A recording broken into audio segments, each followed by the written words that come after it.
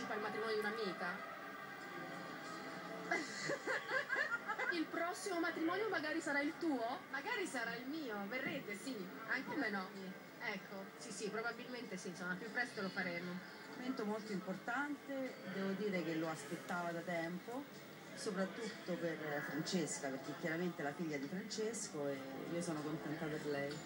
Quando canta, credimi, come diciamo noi a Napoli, te viene proprio un fritto in gola. Quindi abbiamo lavorato giorno e notte per realizzare questo abito, insomma per rendere unico questo giorno di Nadia.